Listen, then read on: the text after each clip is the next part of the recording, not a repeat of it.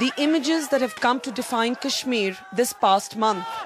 Angry young men clashing with security forces, hurling stones in a self-image they sometimes say is borrowed from the historic pictures of Palestinian protesters.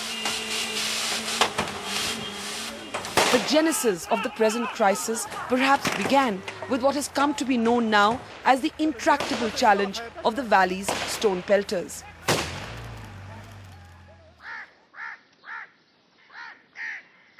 Today, of course, the curfew has pushed all of them indoors, and the streets are so silent it's almost as if the city is waiting to exhale. This is downtown Srinagar, today completely deserted and empty because of the curfew.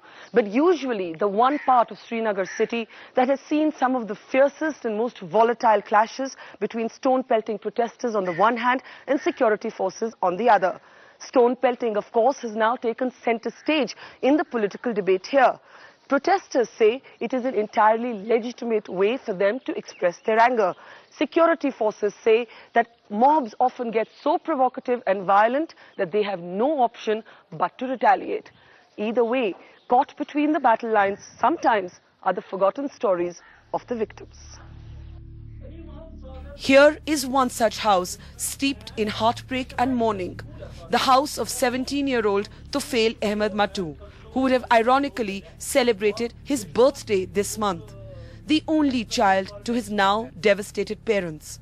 On the walls of his house, posters that demand justice and truth. On the windowsills, pleas for someone, anyone to listen. Tufail was killed when he was on his way back from a tuition class. A teenager caught in the middle of an ongoing clash between pelters and police forces. A boy who was just going back to what he thought would be the safety of his house.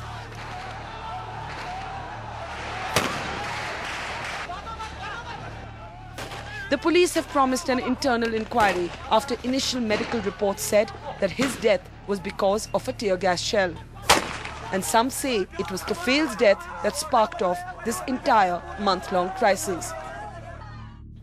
His father, clutching his son's picture, says it is these violations that bring even more stone-pelters out on the streets. Let me tell you one thing. If a boy, there people have seen, who will see such a cold-blooded murder, especially of my age, we can forget about it, right? Because our brain is backed. A teenager boy whose brain is half-backed, it's not ripe as yet. They see such things. I think it's the product from such accidents. They keep on. You won't be able to stop them because it's in their hearts what they have seen. They want, they know there is no safe passage for them. They think it's better to fight with the stones now because they are not holding anything.